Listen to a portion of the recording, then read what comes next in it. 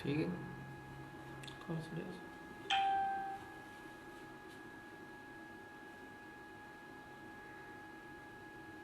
चल गया लाइव।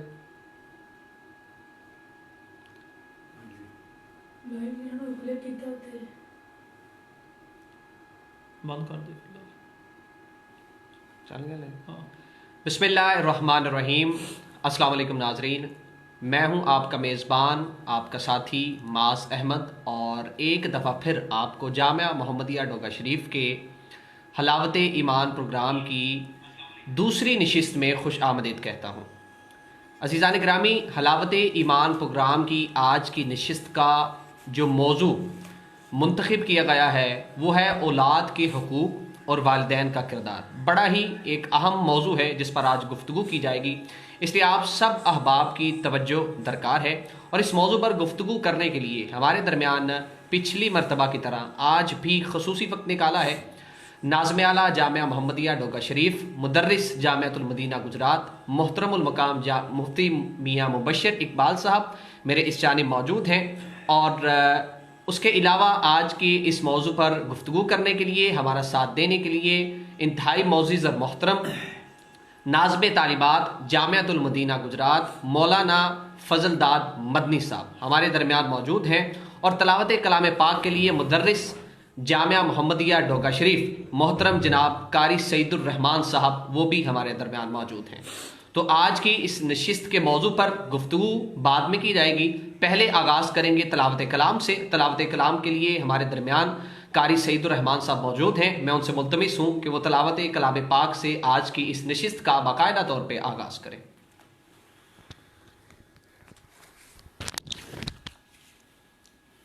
अऊज़ु बिल्लाहि मिनश शैतानिर रजीम।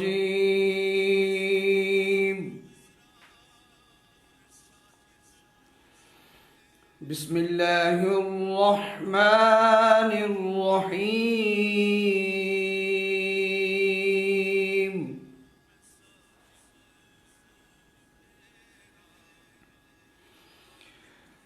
सुब्हान रब्बिका रब्बिल इज़्ज़ति अम्मा यसिफून।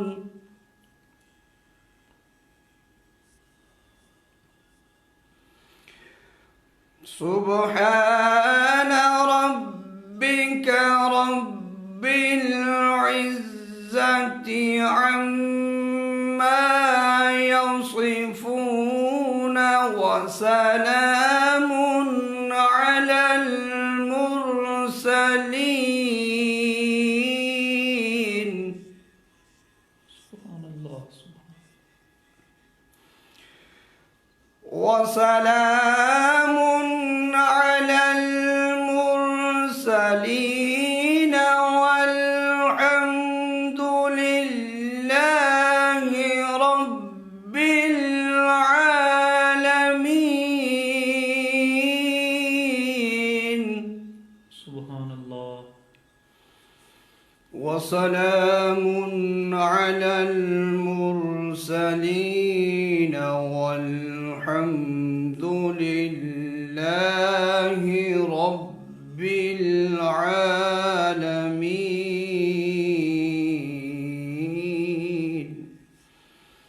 सदक़ल्लाहुल अज़ीम व सदक़ रसूलुहुन नबियुल करीमुल अमीन। सल्लल्लाहु अलैका या रसूलल्लाह वसल्लम अलैका या हबीबल्लाह। ये आरज़ू नहीं के दुआएं हजार दो, पढ़कर नबी की नात लहद में उतार दो। ये आरज़ू के दुआएं हजार दो मेरे करीम। मैं तेरे दर का फकीर हूँ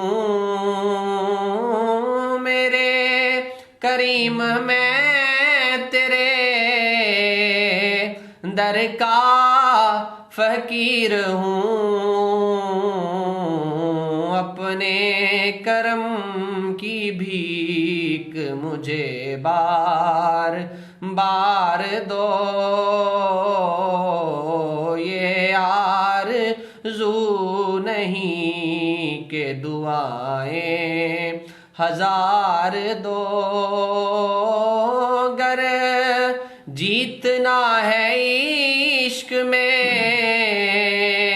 लाजिम ये शर्त है। खेलो अगर ये बाजी तो हर चीज हार दो। ये आरज़ू नहीं के दुआएं हजार दो। नाज़रीन मोहतरम, इस प्रोग्राम की नशिस्त में जो मौजू मुंतखब किया गया है, क्योंकि हमारे काफ़ी ज़्यादा नाज़रीन अभी हमारे साथ जुड़े हैं, तो उनको मैं आगाह करता चलूँ। औलाद के हकूक़ और वालिदैन का किरदार बड़ा ही अहम मौजू है, इस पर गुफ्तगू की जाएगी। तो इस हवाले से मैं आपको आगाह करता चलूँ कि हमारे प्रोग्राम का जो असल मकसद है वो है आपकी घर बैठे तरबियत करना, मुख्तलिफ दीनी मौज़ूआत पर आपको इल्म देना और मुख्तलिफ ऐसे मसाइल जिनसे आप आगाह नहीं हैं आपको आगाह करना। तो इसलिए इस नशिस्त का मकसद हासिल करने के लिए आपका अहम किरदार एक तो ये है कि इस प्रोग्राम को तसल्ली से बैठकर सुनना। आप अपने सवालात को आप हम तक इनबॉक्स में मैसेज करके पहुंचा सकते हैं। इसके अलावा एक और बड़ा मकसद ये है कि अगर आप लोगों को इस इल्म से, इस मौजू से आगाह करना चाहते हैं तो इस वीडियो को ज़्यादा से ज़्यादा आप शेयर कीजिए।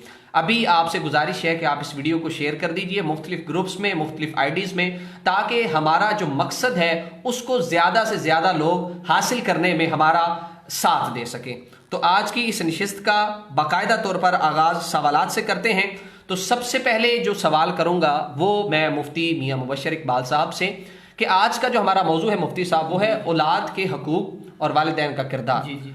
तो आप मुझे ये बताइए कि औलाद की फजीलत और अहमियत क्या है, क्योंकि हमारे कॉन्सेप्ट ये बन गया है कि बस जी हर घर में अल्लाह ताला के करम और फजल से बच्चे पैदा हो रहे हैं, मामलात चल रहे हैं, लेकिन हम में से किसी को औलाद की अहमियत का शरई एतबार से अंदाज़ा नहीं। हम सिर्फ दुनियावी एतबार से देखते हैं कि हमारा बेटा हो जाएगा हमारी जायदाद का वारिस बन जाएगा, हमारी बेटी हो जाएगी तो हमारी आगे से नस्ल बढ़ जाएगी। तो आप मुझे ये बताइए कि असल में औलाद की फजीलत और उसकी अहमियत क्या है। बिस्मिल्लाहिर्रहमानिर्रहीम। सबसे पहले तमाम जामिया मुहम्मदिया की इंतज़ामिया को और मेज़बान महफ़िल माज़ अहमद साहब को बहुत बहुत मुबारक हो ये हलावत ईमान प्रोग्राम की दूसरी नशिस्त। बड़े ही प्यारे अंदाज में आप इसमें मेज़बानी का हक़ अदा फरमा रहे हैं, बहुत शुक्रिया। सबसे पहले हमें ये बात याद रखनी चाहिए कि एक ज़मींदार बंदा जब ज़मीन में बीज बोता है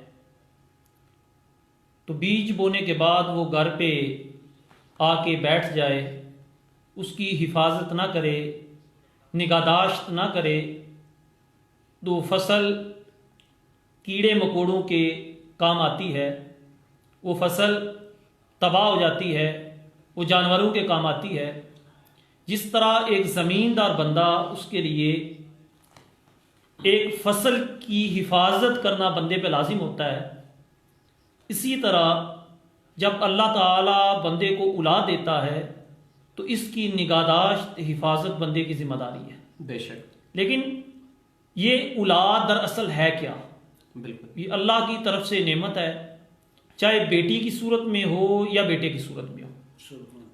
अब एक रवायत है कशफुल गुम्मा के अंदर, उस्ताद मोहतरम, कशफुल गुम्मा की रवायत है, इमाम शारानी ने इसको बयान किया नबी अलैहिस्सलाम का फरमान है, इज़ा वुलिदत लिर्रजुली जारियतुन, जब किसी बंदे के घर में बेटी पैदा होती है, बासल्लाहु ताला इलैहा मलाइकतन, तो अल्लाह ताला की तरफ से उस बंदे के घर में जिसमें बेटी पैदा हुई है, अल्लाह फरिश्तों की एक जमात को भेजता है।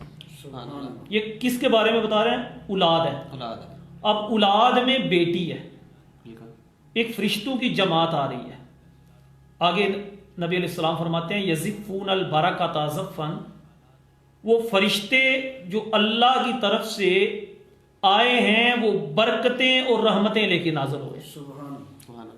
इसके बाद फिर नबी अलैहिस्सलाम का फरमाने ज़िशान है, फरमाया यक़ूलूना दाईफ़तुन खरजत मिन दाईफ़िन, नबी अलैहिस्सलाम ने फरमाया वो फरिश्ते ये कहते हुए उतरते हैं, ये कहते हैं कि ये एक कमज़ोर जान से एक कमज़ोर जान निकली है, अल-क़य्यिमु मुआनुन इला यौमिल क़ियामा, जो बंदा इसकी निगाहदाश्त करेगा वो क़यामत तक अल्लाह की हिफाजत में आ जाएगा।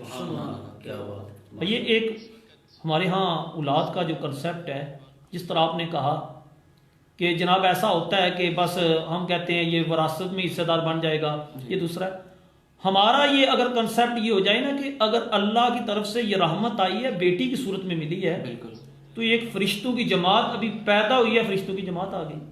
अब बेटे के बारे में नबी अलैहिस्सलाम का फरमाने ज़िशान है, फरमाया इज़ा वुलिदा लिर्रजुलि गुलाम, जब किसी बंदे के घर में बेटा पैदा होता है, बासल्लाहु इलैहि मालाकम मिनस्समा, तो आसमान से अल्लाह तबारक व तआला एक फरिश्ते को भेजता है। फ़क़ब्बला बैना ऐनैहि, वो एक फरिश्ता क्या करता है, वो आके उस बेटे की पेशानी में बोसा देता है। जी। फ़क़ाल अल्लाहु तआला युक़रिउका सलाम, तो वो जो फरिश्ते आए हैं वो कहते हैं कि अल्लाह ताला तुझे सलाम दे रहा है। अब इस हदीस के अंदर ना दो चीज़ें आपने सुनी। पहला ये लफ्ज़ आया मलाइकतन, जब बेटी के बारे में, बिल्कुल, और बेटे के बारे में आया मालाकन। मालाकन। और आसमान से बेटे की सूरत में एक फरिश्ता आ रहा है, सही। बेटी की सूरत में फरिश्तों की जमात आ रही है।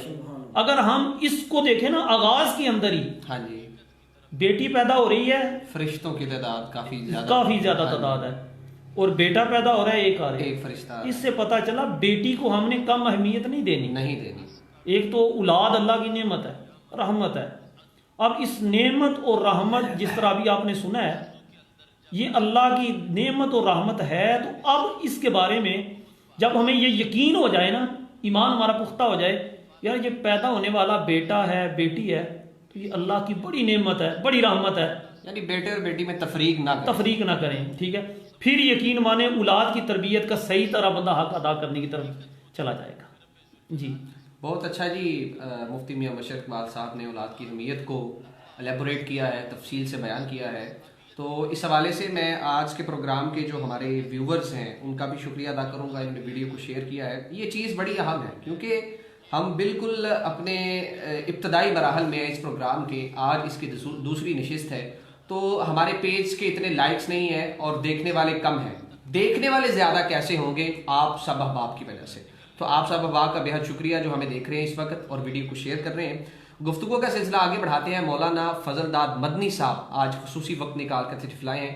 औलाद के हुकूक और वालिदैन का किरदार, मौलाना साहब आज हमारा मौजू है। आप ये फरमाएं, औलाद के हुकूक वैसे तो उर्फ़ आम में देखा जाए, आम अल्फाज में बयान किया जाए तो औलाद के हुकूक सबको पता है, लेकिन औलाद के हुकूक शरई एतबार से कम लोगों को इस चीज़ का इल्म है। आप ये फरमाइए कि औलाद के हुकूक बुनियादी तौर पे क्या है? बिस्मिल्लाहिर्रहमानिर्रहीम। अल्लाह के फजल और उसकी तौफीक से एक मरतबा फिर हलावत ईमान प्रोग्राम में मुफ्ती साहब की वसात से हाज़िरी का मौका मिला और बड़ा अहम मौजू लेकर के बिला मुफ्ती साहब ने इस प्रोग्राम को जारी किया। और आपने जो सवाल किया बड़ा अहम सवाल है कि वैसे तो आप फरमा रहे हैं ना कि लोगों को पता है कि औलाद के हुकूक क्या है। मैं समझता हूँ कि लोगों को औलाद के हुकूक का नहीं इल्म नहीं है। सही। क्योंकि अगर लोगों को औलाद के हुकूक का इल्म हो तो फिर हम औलाद को अहमियत दें। हमें बस इतना मालूम है, जो हम अपनी आम तौर पे उर्फ में जो लोग औलाद का हक समझते हैं, वो समझते हैं कि बेटा पल जाए, औलाद पल जाए, बड़ी हो जाए, बस और कोई गर्ज नहीं। दूसरी फिर उनकी दौड़ जो होती है वो माल और दौलत की तरफ होती है। बस ये दो बुनियादी चीज़ें आमतौर पे समझी जाती हैं। हालांकि शरीयत के अंदर देखें, औलाद तो बहुत बड़ी नेमत है, क्योंकि ये औलाद हमारी दुनिया भी है, ये औलाद हमारा दीन भी है। किबला मुफ्ती साहब ने हदीसें इस पर बयान की हैं। और देखें औलाद कितनी बड़ी नेमत है कि इंसान का नस्ब इस औलाद से चलता है ना। आदम अलैहिस्सलाम से जो नस्ब चला, औलाद ही के ज़रिए चला ना, यानी दुनिया को बाकी रखना है तो औलाद ने। और फिर जब आप दुनिया से इंसान चला जाता है ना, तो ये औलाद ही इंसान के लिए सबसे ज़्यादा जो नफ़ामंद चीज़ है वो औलाद है। क्योंकि रसूल पाक सल्लल्लाहु अलैहि वसल्लम का फरमान है कि जब इंसान दुनिया से चला जाता है तो इनक़ता अमालुहु, उसका सिलसिला अमाल ख़त्म हो जाता है। लेकिन 3 चीज़ें फिर भी उसे दुनिया से जाने के बाद भी उसको फ़ायदा देती हैं। और उनमें से नबी पाक ने फरमाया वालदुन सालिह, फरमाया एक नेक औलाद, नेक बेटा जो मरने के बाद अपने माँ बाप के लिए दुआ करे। यानी हमें ये सोच लेना चाहिए कि हमारी आइंदा नस्ल भी इनसे चल रही है, और अगर मैं दुनिया से चला जाता हूँ तो ये मुझे नफ़ा दे सकता है। लेकिन हम सिर्फ दुनिया को क्योंकि देखते हैं, तो हम दुनिया ही के एतबार से उनकी तरबियत करते हैं।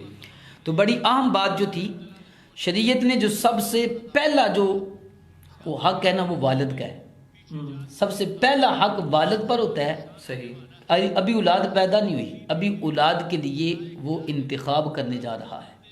तो शरीयत ने फरमाया कि सबसे पहला हक बाप के लिए ये है कि वो अपनी औलाद के लिए अच्छी माँ का इंतखाब करे। यानी अभी तो वो आगे औलाद पैदा होनी है ना, लेकिन औलाद से पहले, पैदा होने से पहले उस औलाद को पैदा करने के लिए जिस चीज़ का वो इंतखाब कर रहा है, जिस औरत का वो इंतखाब कर रहा है, उसको उसके किरदार को देखें। क्योंकि इसकी जो औलाद और नस्ल पैदा होनी है, उसने इस माँ के पेट से पैदा होना है, और फिर इसी माँ की गोद में उसने परवरिश पानी है। और माँ की गोद जितनी पकीज़ा होगी, औलाद इतनी पकीज़ा होगी। और हम इस बात को शायद नहीं समझते। हम समझते हैं छोटा बच्चा है ना, इसने क्या करना है। बिल्कुल। हम नहीं जानते कि इस छोटा बच्चा अपनी माँ की गोद में क्या कुछ हमसे ले रहा है। बिल्कुल ऐसे। और माँ की गोद का कितना पकीज़ा होना ज़रूरी है कि माँ के दूध का असर, माँ के गोद में बिठाने का असर, माँ की गुफ्तगू का असर, वो जो कलाम करती है। बल्कि अब तो जदीद टेक्नोलॉजी का दौर है, यहाँ तक भी साइंसदान ने कहा कि बेटा जो औलाद जो माँ के पेट में होती है, वो बाहर के असरात कबूल करते हैं। ठीक है। और ये बात हमें 1400 साल पहले हमारे आका सैयद आलम सल्लल्लाहु अलैहि वसल्लम बयान फरमा चुके हैं, जो आज जदीद साइंस जो है वो हमें बता रही है। तो माँ की गोद जो है, इसका पाक और पकीज़ा होना सबसे पहला हक है। लेकिन हम इन चीज़ों को नज़रअंदाज करते हैं। माँ बाप आम तौर पे हमारे माशरे के अंदर माँ बाप अपने बेटे की शादी और निकाह करते हैं, लेकिन वो इसका इंतखाब नहीं करते। वो देखते हैं कि ख़ानदान जो है वो मालदार है, इन चीज़ों को हम ज़्यादा तरजीह। सही बात है। लेकिन इन चीज़ों को तरजीह नहीं देनी चाहिए, क्योंकि मेरी नस्ल आगे चलनी है इनसे। मुझे सबसे पहला ये देखना है कि मेरी जो नस्ल है वो मेरे लिए बदनामी का सबब ना बने, मेरे लिए सदका जारिया बने। तो सबसे पहला जो है वो है अच्छी माँ का इंतखाब करना, अच्छी औरत, पहला हक अच्छी औरत का इंतखाब करना, क्योंकि इसी से आगे सिलसिला चलना। देखिए ना मादरत, आपको मैं यहाँ पे काट रहा हूँ बोलो सर, वालिदैन के हुकूक की जब हम आम अल्फाज में हम बात करते हैं, तो हम उनका आगाज़ करते हैं बच्चा जब जवानी की उम्र को पहुँच जाता है कि जी अब वालिदैन का किरदार क्या है। तो यहाँ पे बड़ी दिलचस्प बात मौलाना साहब ने ये की है कि आपने बच्चे का पेट में आने से पहले जो वालिद का किरदार है वो है माँ का इंतखाब। यानी यहाँ पे औलाद के हुकूक का आगाज हो चुका है, औलाद का डायरेक्ट जो ताल्लुक है वो वालिदा से बन चुका है। जी ये एक सिलसिला, एक कुदरती निज़ाम कुदरत है ना। जी देखिए, इंसान जब किसी ज़मीन में बीज बोता है ना, तो सबसे पहले उस ज़मीन को ज़रख़ेज़ करता है। सही। उसके माहौल को देखता है, कितनी मेहनत करता है एक बीज बोने के लिए। बड़ी अच्छी। तो अब उसने औलाद का बीज बोना, तो उसको सोचना चाहिए ना, क्योंकि ये तो गंदम है, कट जाएगी, खा लेंगे, ख़त्म हो जाएगी, लेकिन ये चीज़ है जो आपकी क़यामत तक चलेगी। इसके लिए आपको अच्छी ज़मीन का इंतखाब करना होगा। पहली वालिदा का इंतखाब, वालिदा का इंतखाब। फिर उसके बाद अल्लाह तबारक व तआला करम फरमाए औलाद हो। जी। तो उसका दूसरा हक ये है कि अपनी औलाद का नाम नाम का इंतखाब करना सही। कि क्योंकि नाम का भी असरात है, सही। हर चीज़ का असर है। अगर हम थोड़ा सा देखें ना, जी जी बेशक। इंसान हर चीज़ के असर को कबूल करता है और ये इंसान की फितरत है।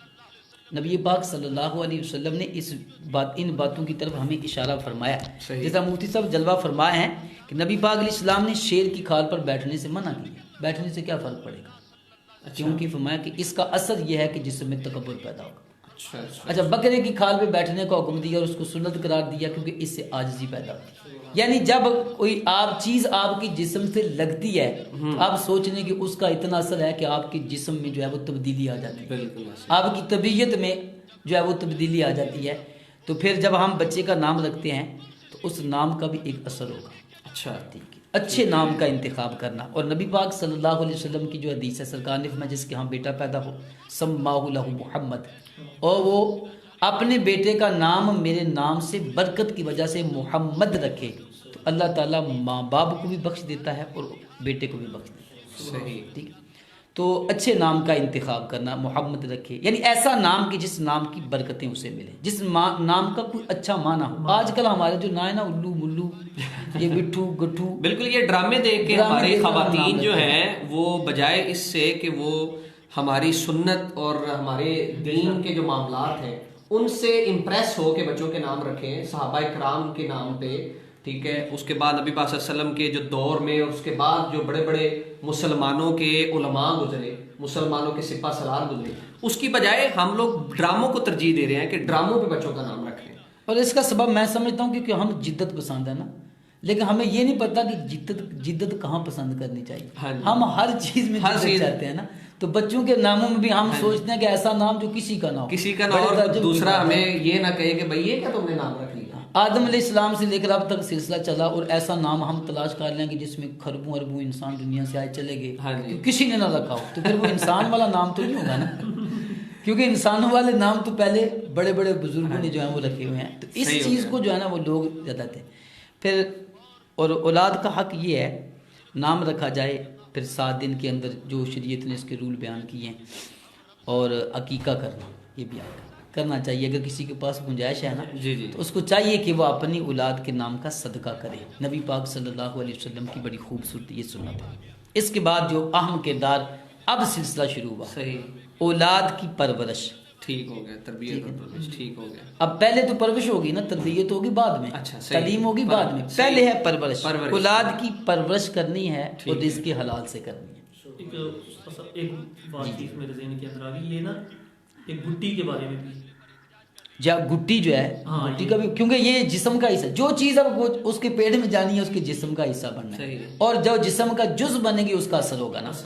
अब गुट्टी देने में भी हम तलाश करते हैं, जी जी, लेकिन अच्छे लोगों को तलाश करना चाहिए जो अल्लाह उसके रसूल को मानने वाले हों, पाकीज़ा हूँ, पाक हूँ, मुत्तकी हूँ, परहेजगार हूँ, उसके लिए ऐसे लोगों का इंतखाब करना चाहिए। सहाबा इकराम रिज़वानुल्लाहि अलैहिम अजमाइन के नबी करीम अलैहिस्सलाम की बारगाह में वो भेजते थे जब उनके यहाँ औलादें पैदा होती थी, तो वो तबरुकन।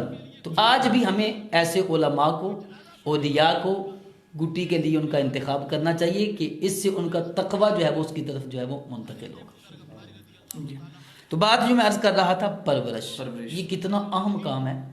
लेकिन हम समझते हैं कि परवरिश हो बच्चे की, पल जाए, भले वो हराम से पले, भले वो सूद से पले, भले वो रिश्वत से पले, हमारी नजर है कि बेटा जवान होना चाहिए। अब किस से वो जवान हो रहा है, उसकी परवरिश की चीज़ें, और ये वालिदैन इस चीज़ की तरफ तवज्जो नहीं देते।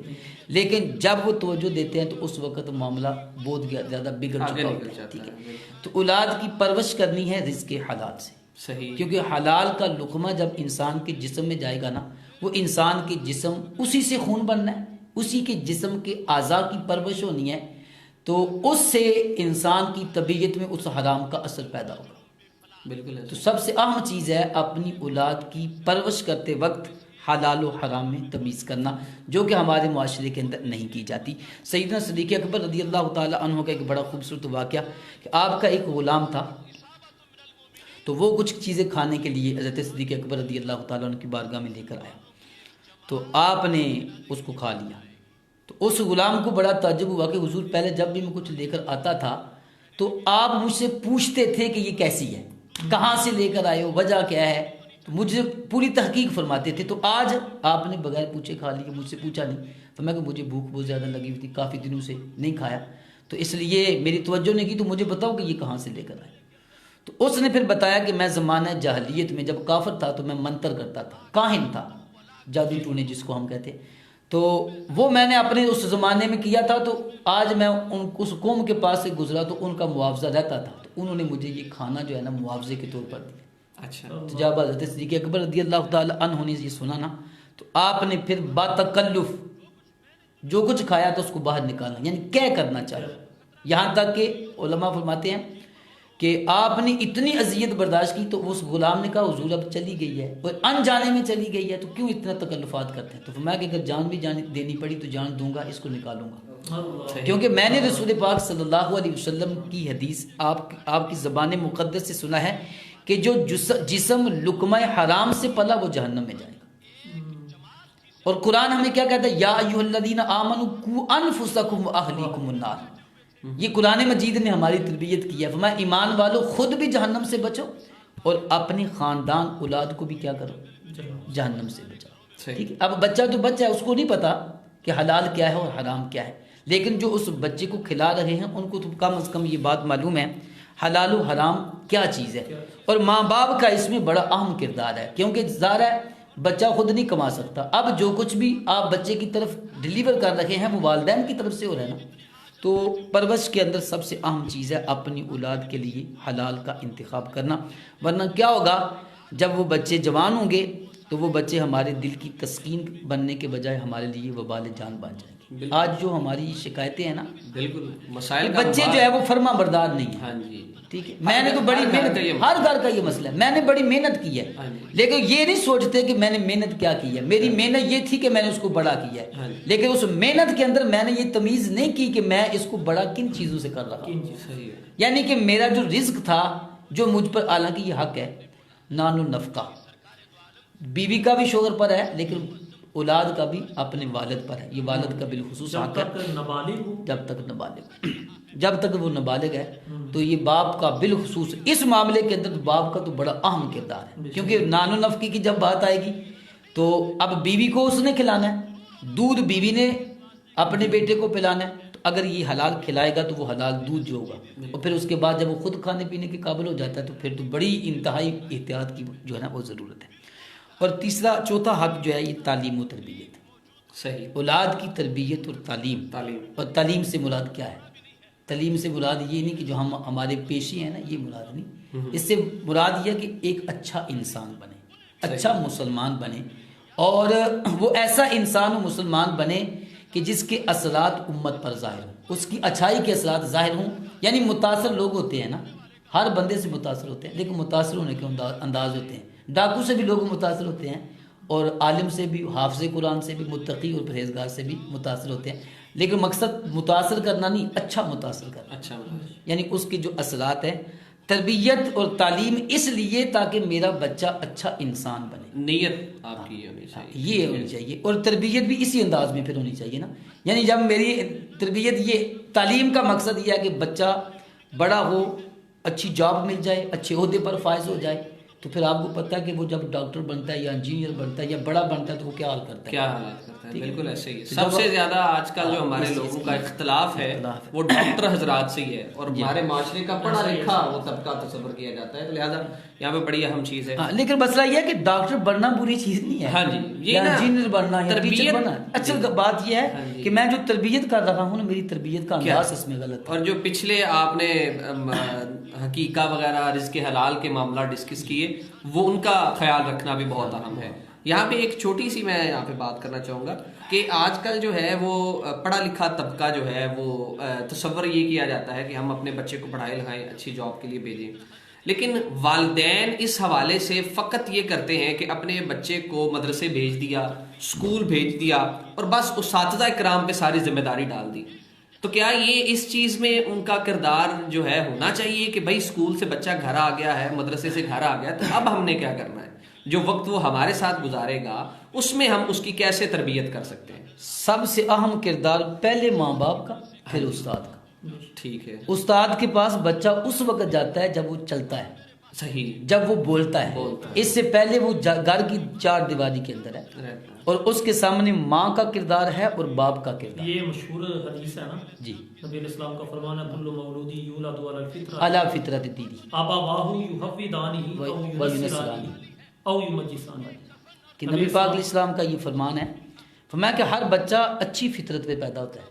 अच्छा, देखिए ना, ये एक वैसे सोचने वाली भी बात है कि पैदाइशी डाकू नहीं होता कोई, जी, ना जी। शराबी होता है, ना जानी होता है, ना वो डाकू होता है। जो कुछ भी बनता है वो बाद में में बनता है। यही फरमाया ना, फरमाया कि हर बच्चा दीन फितरत पर पैदा होता है, जी, जी। बाद में माँ बाप का किरदार उसे जिस समत ले जाना चाहे वो ले जाता है। यानी ये बात गलत है, हम जो कहते हैं ये बच्चा है ही कुंजे, ये बच्चा पढ़ सकता ही नहीं है, ठीक है। अल्लाह ताला ने उसको बिल्कुल ठीक पैदा किया, आपकी तरबियत में फर्क तरबियत है। का फर्क है, और वो तरबियत अव्वलन चार दीवारी के अंदर। सही हो। हम कहते हैं ना बच्चा गालियां निकालता है, तो जी, वो जी। घर से बाहर तो नहीं निकला ना, गाली कहाँ से उसको आ गई। सही हो गया। एक सोचने वाली बात है। इधर हम अलिफ बा ता सा जीम पूरा महीना पढ़ाते हैं, उसको याद नहीं होता।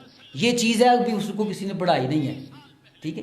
क्योंकि इंसान का जो अमल है ना, जो किरदार है, ये इसको बच्चा बहुत जल्द कबूल करता है। कबूल करता है। यानी वो उसकी अपनी रजा होती है। ये तो आप जबरदस्ती उसको कर रहे हैं ना, हाँ जी। लेकिन जो वो देखता है ना, इसके असरात उसकी बहुत ज्यादा, ज़ात पर बहुत बड़ी ज्यादा, जो है ना बहुत। बड़ी बहुत जल्द होते हैं। तो सबसे अहम तो किरदार ही माँ बाप का। नबी पाक का फरमान है ना कि औलाद की सबसे पहली जो तरबियत गाह है वो तो माँ की गोद है। माँ की गोद। अगर बाप गालियाँ निकालता है, अगर बाप जो है वो घर में आकर सख्ती करता है, माँ का किरदार अच्छा नहीं है, तो फिर ये असरात उसकी औलाद पर पड़ेंगे। पढ़ेंगे। इसलिए वालिदैन का किरदार सबसे अहम तरीन किरदार है।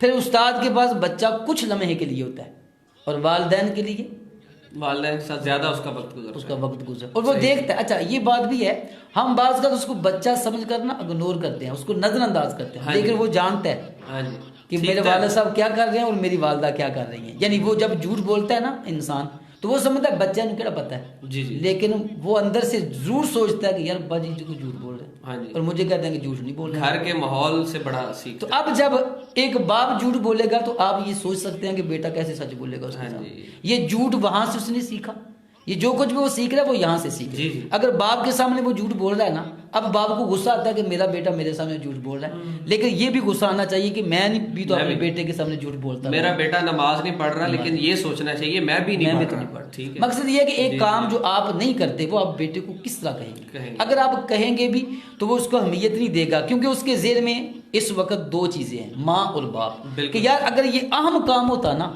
तो मेरे माँ बाप भी करते। जी बिल्कुल। लगता है ये अहम नहीं है, बस मुझे कहते हैं ठीक है टाइम पास करने के लिए। अगर इसकी अहमियत होती तो शायद ये भी अदा करते। चलिए जी, वक्त हमारे पास बिल्कुल कम है। आप मजीद इस हवाले से कुछ नाजरीन को जी, बताना मैं चाहेंगे? थोड़ा सा जी, इसमें औलाद के हुकूक के हवाले से ना, जिस तरह बड़े ही आसान अंदाज में बताया कि माँ का इंतखाब करना है, हाँ जी, हाँ ठीक जी। है, नाम रखना है, गुड्डी के बारे में, उसके अलावा रिज़्क़ हलाल के रिज़्क़ बारे में। हलाल के बारे में, इसके अलावा बताया कि तालीम और तरबियत है। तरबियत कैसे करनी है। अब इसी तरह अगर एक बंदा आपसे सवाल करे कि मुतलक की ये हुकूक कोई हमें ना शार्ट समझा दें, सही। उसके बारे में ना तीन बुनियादी चीज़ें हैं। ठीक है। एक है हुकूकुल्लाह, सही।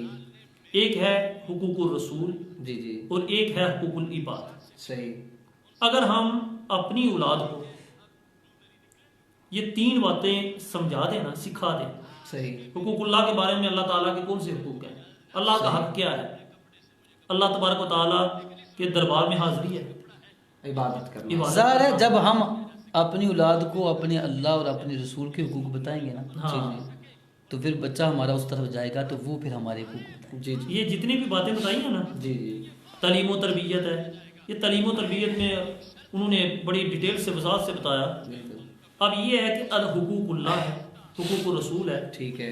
हुकूकुल इबाद है, ठीक है। यानी मुआशरे के अंदर तुमने कैसे रहना है। बिल्कुल मुख्तसर सी ये बात है इतनी। मुख्तसर। हाँ जी। अब नबी अलैहिस्सलाम के फरामीन हैं, उनमें अगर हम देखें ना कि एक बंदा नबी अलैहिस्सलाम के बारगाह में आया, वो अपने बेटे को लेके आया, तो नबी अलैहिस्सलाम उस बच्चे को फरमाया बता ये तेरा क्या लगता है।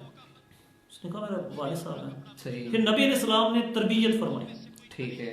फरमाया कि कभी भी अपने बाप से पहले बैठना नहीं है, हाँ। अपने बाप से ऊंची आवाज में बात नहीं करनी। सही। और अगर इसको आप देखें ना कुरान की रूह से, सूरत लुकमान है, उसके अंदर हज़रत लुकमान अपने बेटे को नसीहत करते हैं।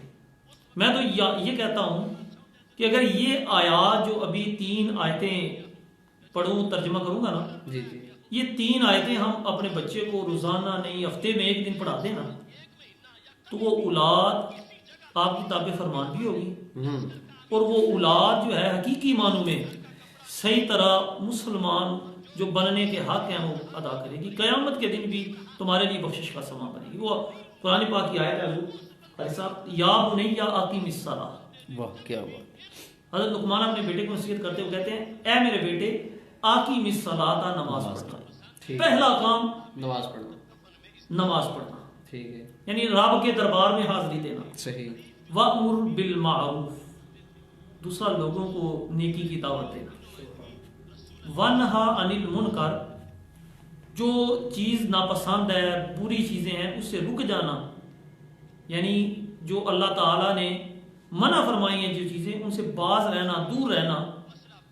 वस्बिर अला मा असाबक, चौथी चीज़, ठीक, अपनी औलाद को बंदा ये बताए, आज अदम बर्दाश्त का हम शिकवा करते हैं। बिल्कुल, हम ये कहते हैं मेरा बेटा जो है ना बड़ा गुस्से वाला है, छोटे हुए हम उसको कहते हैं बड़ा गुस्से वाला मेरा पुत्र है, फुलां पड़ा है। क्यों? क्योंकि हमने सब्र उसको सिखाया ही नहीं है। सही बात। ये बुनियादी चीज़ है ना, वस्बिर अला मा असाबक। हज़रत लुकमान अपने बेटे को नसीहत करते हुए कहते हैं, पुत्र अगर कोई मुसीबत आ जाए ना तो वह वेला ना करना, सब्र करना। ये सब्र करना क्या है? इन्ना ज़ालिका लमिन अज़मिल उमूर, ये सब्र करना बड़े कामों में से एक बड़ा काम है। वला तुसाइर खद्दका लिन्नास, ये बाप का काम है, बाप का काम है अपने बेटे को ये सिखाए। वला तुसाइर खद्दका लिन्नास, लोगों के सामने अपनी पेशानी को ना टेढ़ा ना रखना, काजे ना रखना, ठीक, लोगों के साथ नरमी से पेश आना। वला तमशी फिल अर्दि मरहा, जमीन पे अकड़ के ना चलना। इन्नल्लाह ला युहिब्बु कुल्ला मुख्तालिन फखूर, बेशक अल्लाह ताला हर तकब्बुर और गुरूर करने वाले को पसंद नहीं करता। आखिरी तीसरी जो आयत है, जी जी, वक्सिद फी माशी का, अपनी चाल में म्याना रवि रखना, यानी ना बुखल की तरफ जाना, ना इसराफ की तरफ जाना, ना जुल्म की तरफ जाना, ना बिल्कुल ही कमजोर हो जाना। सही। अब अगर एतदाल म्याना रवि में हम गौर रखें ना, हम अपनी औलाद को ये दर्स दें, सिखाएं। हम क्या करते हैं, हम कहते हैं हमारा बच्चा अगर ये कर रहा है ना, तो अगर कोई गलत काम कर रहा है, पुत्र एक बार फेर करी, बड़ा मजा आता है। हाँ जी, हाँ जी। छोटे बच्चे को तरबियत ऐसे ही होता गलत। वक्सिद फी माशी का, है पुत्र अपनी चाल में म्याना रवि रखना। वगदुद मिन सौतिक, अपनी आवाज में नरमी रखना, यानी वावेला ना करना, सही, ये ऊंची आवाज में ना बोलना। जी जी, अखलाकियात में बड़ी इन्ना अहम चीज़। अनकरल अस्वात इला सौतुल हमीर, फरमाया कि बेशक आवाजों में नापसंद आवाज जो है ये गधे की है। हाँ, ये 3 आयतें जो भी मैंने यहाँ पे नाज़रीन निचोड़ है सामने जी। सुन रहे हैं, जी जी, अगर ये वालिदैन के किरदार का निचोड़ है, निचोड़ है। अगर हम अपनी औलाद को इस नहज पे तरबियत करें तो फिर क्या होगा? फिर एक वक्त आएगा कि यही औलाद, जिस तरह लामा साहब ने बयान फरमाया कि मैं मर जाऊंगा, जी जी, आपके तो लिए मरने बाइस के बाद फख्र बनेगी, सदका जारिया बनेगी। सदका जारिया बनेगी, आपको आइंदा जिंदगी में भी वो फायदा जी, जी। देगी, अगली जिंदगी में भी। तो बड़ा मुख्तसर हम एक रह गया ना, जी जी, वो बड़ा अहम है। अच्छा अच्छा अच्छा, और एक जो हक है वो है औलाद के दरमियान अदल व इंसाफ करना, सही, यानी मुसावात कायम रखना, चाहे वो बेटियां हैं, अच्छा, चाहे वो बेटे हैं। ज़ाती तौर पर हम उसमें फ़र्क नहीं कर सकते, प्यार में, मोहब्बत में, लेन देन में, विरासत का दीगर उसूल एक हाँ अलग है, लेकिन ज़ाती तौर पर हम उनमें फ़र्क नहीं करना चाहिए कि ये वालिदैन का बुग़्ज़ उस औलाद के दिल में पैदा होगा ना, और उनको हमने, ये हमारा हक है कि हम उनको अपनी नफरत से बचाएं। सही हो गया। आजकल वैसे होता है ना, बाज जो है वो बेटों को बेटियों पर ज़ाहिरी तौर पर भी तरजीह देते हैं, छोटे छोटे होते हैं ना तब भी हाँ तरजीह जी। देते हैं, जी, जी। बेटे को पकड़ा दी और बेटी को वो चीज़ ना दी, तो इससे उनका दिल टूटता है। इसमें ना एक छोटी सी बात है आपकी बारगाह में, जिस तरह ये करते हैं, वालिद ने जाना हो, वालदा ने जाना हो कहीं पे, तो ऐसा कहते हैं कई मरतबा ना एक बेटे को ले जाते हाँ हैं, जी। हर मरतबा उसी को लेके जाते हैं। दूसरा जो बच्चा है उसके दिल के अंदर ना ये ख्याल पैदा होता है, मुझे क्यों नहीं लेके जाते। वो कई मरतबा ना कह नहीं सकता बेचारा, हाँ जी, ठीक है। बचपन में बच्चा, मैं अपनी बात कर रहा हूँ, मज़ा आपको डिस्टर्ब कर रहा हूँ, माजरत। अपनी बात मैं कर रहा हूँ कि मैं जब बचपन में था तो अक्सर औकात मैं अपने आप को अब देखूं तो मैं ये सोचता हूँ कि यार तब भी मेरी ये सोच थी, यानी जब तफरीक होती थी हाँ। तो वाजे तौर पे मुझे पता चलता, वालिदैन की बात नहीं कर रहा, आम अगर हाँ। कोई कुछ चाचा मामा या कुछ इस तरह की कोई चीज लेके आते मुझे ना देनी तो मैं महसूस करता था। आज मैं जब याद करता हूँ कि मैं इतनी छोटी उम्र में भी ये फीलिंग्स रखता हूँ, तो ये कॉन्सेप्ट लोगों का बिल्कुल गलत है कि ये बच्चा है तो ये कुछ सोच नहीं रहा, वो अपने अंदर ही अंदर कुछ ना कुछ सोच पैदा करता जा रहा है। ये बड़ी अहम बात की है। बराबरी लाजमी रखनी चाहिए, क्योंकि औलाद, बेटियां भी हमारी औलाद है और बेटे भी। और वैसे अगर देखा जाए ना, वफादारी में, मोहब्बत में, तो बेटियों का किरदार बहुत बिल्कुल ऐसे, बेटियां बढ़ जाती हैं बेटों से। कि बेटियां जितनी माँ बाप से मोहब्बत करती हैं, जितनी उनको दर्द और तकलीफ माँ बाप की बेटियों की होती है ना, वो बेटों को नहीं होती। देखिए बंदा बीमार हो ना, बेटा उसी गार्ड में रहता है, हाँ जी, लेकिन शायद वो बाप को नहीं पूछेगा इतना, हो जी, सकता जी। 2, 3, 4 दिन भी गुजर जाए। और बेटी जो है वो कोसों दूर भी हो ना, हाँ जी। उसको पता चल जाए कि मेरे माँ बाप बीमार है, तो ये एक अल्लाह ताला की तरफ से उनका दिल नरम है। और वैसे बेटी रहमत है, बेशक। वैसे रहमत की तरफ तवज्जो ज्यादा देनी चाहिए। सही, नेमत है और जी। एक तरफ रहमत है, तो रहमत की तरफ तवज्जो दें, क्योंकि इनके दिल बड़े नाजुक होते हैं। बेटों के मुकाबले में ये नाजुक हैं, नाजुक हैं। जिस्मानी तौर पर भी नाजुक हैं, तो कल्बी तौर पर भी नाजुक हैं। तो नबी पाक सल्लल्लाहु अलैहि वसल्लम ने इस बात से मना किया। बड़ी मारूफ रिवायत है अकरा बिन हाबिस वाली। जी जी। नबी पाक सल्लल्लाहु अलैहि वसल्लम की बारगाह में एक शख्स आया, अर्ज़ की या रसूलल्लाह, मैं फलां बाग अपने बेटे को देना चाहता हूँ, गुलाम अपने बेटे को देना चाहता हूँ। तो नबी पाक ने फरमाया कि क्या और भी तेरी कोई औलाद है? अर्ज़ की हाँ है। तो मैं क्या इस तरह का गुलाम और भी किसी को दोगे? और मैं ये चाहता हूँ कि मेरे इस मामले में आप गवाह बन जाए।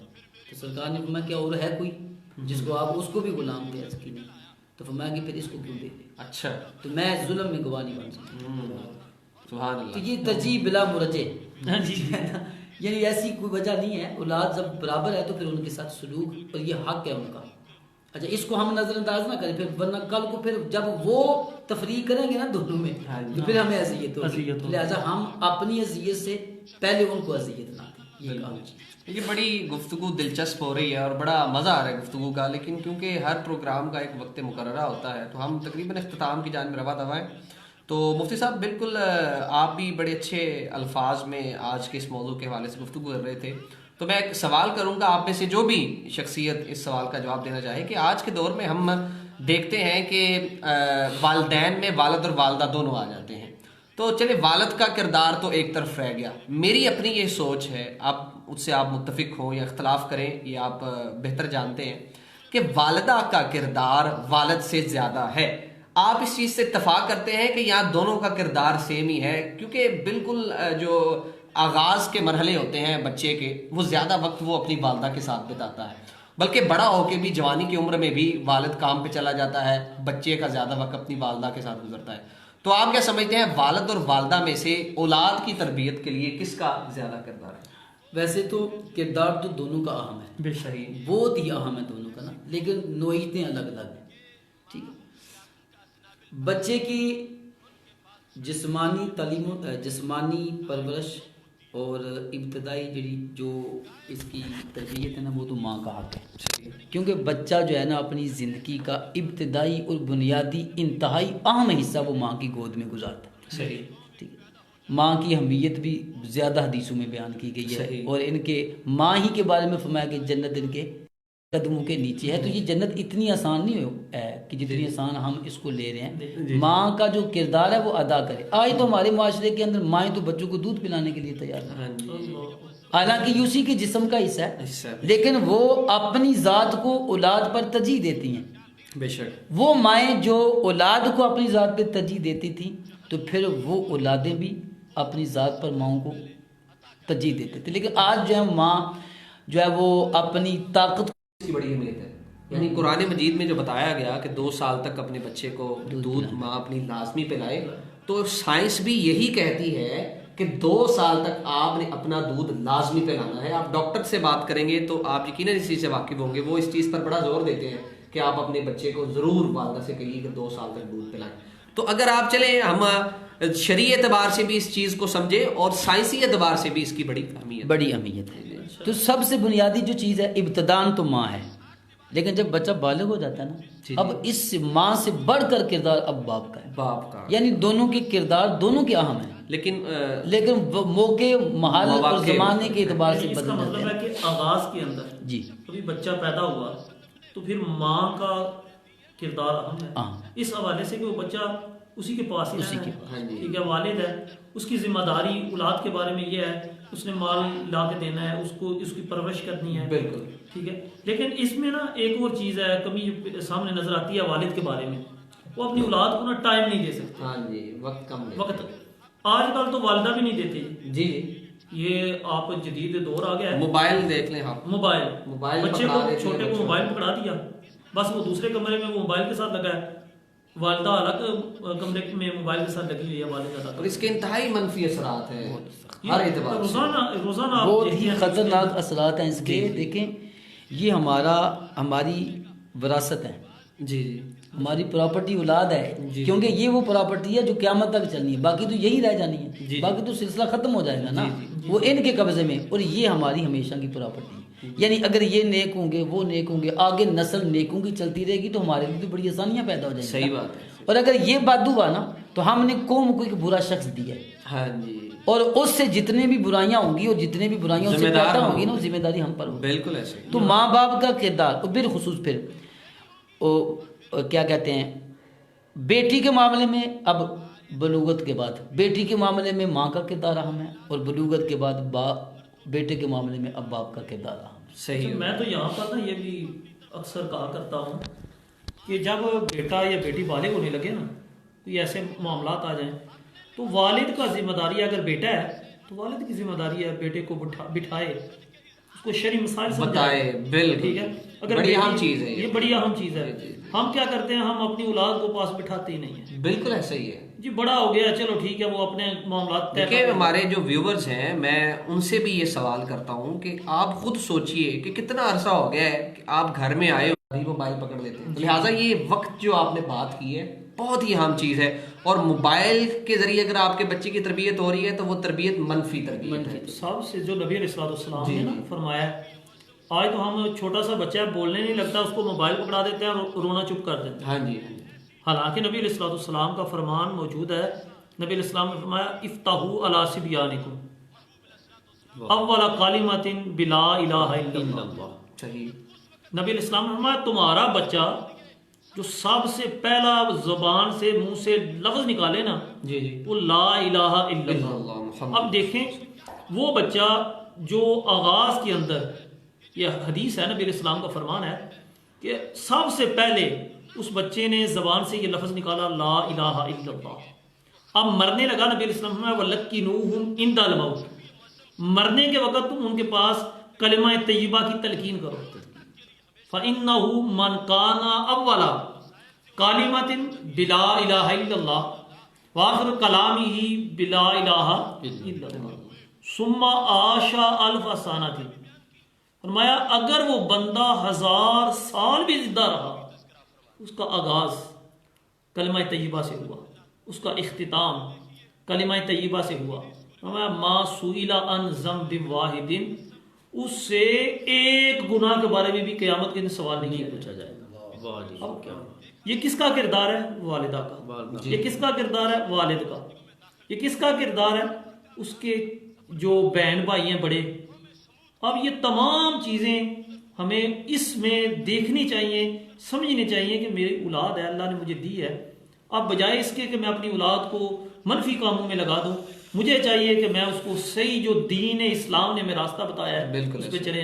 ये फिर दूसरी बात ये है मौज भाई कि हमारे यहाँ ये जो तस्वुर है ना कि दीन जो है ये इंसान को भूखा रखता है, इससे जनाब रिज़्क़ में कमी आती है, ये जो चीज़ है ना जिस वजह से हम दीन की तरफ राग़िब बच्चों को नहीं लेके नहीं आने देते ना, यार तू दीनदार बन जाए, मौलवी बन जाए, यानी ये बात का ताना के तौर पर ये लफ्ज़ बोला जाता है। यार ये गलत बात है, क्योंकि दीन है अल्लाह का और राज़िक़ कौन है?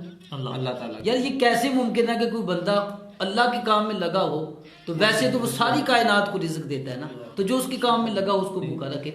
और वैसे भी तजर्बे की बात है जी जी कि आज तक आपने किसी दीनदार के बारे में नहीं सुना होगा कि वो भूख की वजह से मार गया। और देखिए, यहाँ पे मैं एक और चीज़ ऐड करना चाहूँगा कि आप कम अज़ कम बच्चों को दीनी तालीम दें तो सही ना, बाद में उसके रोजगार का बंदोबस्त आप कर लें, आप उनको कारोबार बना के दे दें, आप उनको अगर दुनियावी तालीम की तरफ ले जाना चाहते हैं वहां ले जाएं, डॉक्टर बनाएं, इंजीनियर बनाएं, फौजी बनाएं, लेकिन दीन के जो बुनियादी उलूम हैं उनका हासिल करना वालिदैन के लिए जरूरी है कि वो बच्चों को इस तरफ राग़िब करें। और दूसरी बात ये है कि दुनियावी तालीम जो है वो आपको अच्छी जॉब दिला सकती है, हाँ जी, लेकिन इंसान आपको दीन ही बनाएगा। बिल्कुल ऐसे, इंसानियत जो है वो दिन से मिलेगी। बिल्कुल ऐसे। और हमारा वैसे हमारा इरादा भी यही होता है, वहाँ हम जॉब करने के लिए भेजते हैं, इंसान बनाने के लिए हाँ जी, हाँ जी, हाँ जी, हमारा इरादा ही। और ये बात पक्की है कि इंसानियत जो है वो कुरान और सुन्नत से मिलेगी। बिल्कुल ऐसे। और फिर कुरान और सुन्नत तो वो हैं इतने वफादार साथी हैं कि कब्र में भी और इस दुनिया के अंदर भी वो अपने मानने वाले को तनहा नहीं छोड़ते। बिल्कुल जी, हमारा वक्त भी ख़त्म हो गया है और आज के इस प्रोग्राम की जो गुफ्तगू थी आप सब अहबाब ने सुनी, आपका बेहद शुक्रिया। औलाद के हकूक़ और वालिदैन के किरदार पे हम लोगों ने गुफ्तगू की है। इंशाल्लाह कुछ अरसे तक हम जो है औलाद के जो किरदार हैं उस पर भी हम गुफ्तगू करेंगे कि वालिदैन के हवाले से औलाद की क्या ज़िम्मेदारी है।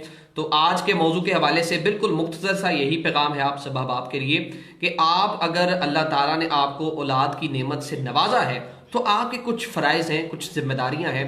बारीकी में हम लोग आज गए हैं, आपको बड़े वसी तजुर्बे का हम लोगों ने आपके साथ इजहार किया है, दीनी एतबार से भी, दुनियावी बातें भी हमने की हैं। इन चीज़ों को मद्देनज़र रखिए और अगर आप बाशाऊर हैं तो आपको पता है कि आपका बच्चा गलत रास्ते की तरफ जा रहा है या सही रास्ते की तरफ जा रहा है, तो गलत रास्ते से उखाड़ के सही रास्ते की तरफ कैसे ले जाना है ये ज़रा मुश्किल काम है। बेहतर ये है कि आप आगाज़ से ही उसके लिए सही रास्ते का इंतखाब करें। और एक मोबाइल वाली जो हमने आखिर में डिस्कशन की है, खुदारा इस चीज़ से बच्चों को बचाएं और बच्चों को इसका मुतबादल दें। मुतबादल कुरान मजीद है और कुरान मजीद पढ़ाने के लिए, कुरान के हवाले से बच्चों की तरबियत करने के लिए वक्त दरकार है। मोबाइल आप बच्चे के हाथ में पकड़ा देंगे, आप अपना काम करेंगे, लेकिन कुरान मजीद पढ़ाने के लिए आपको बच्चों को वक्त देना पड़ेगा। अगर आप बच्चों को वक्त नहीं देंगे तो कल को फिर आप शिकायत लेके आ जाएंगे मुख्तलिफ उलमा के सामने, मुख्तलिफ लोगों के सामने कि हमारी औलाद फर्मा बरदार नहीं है। तो हमारा सबसे पहला और अहम किरदार है औलाद।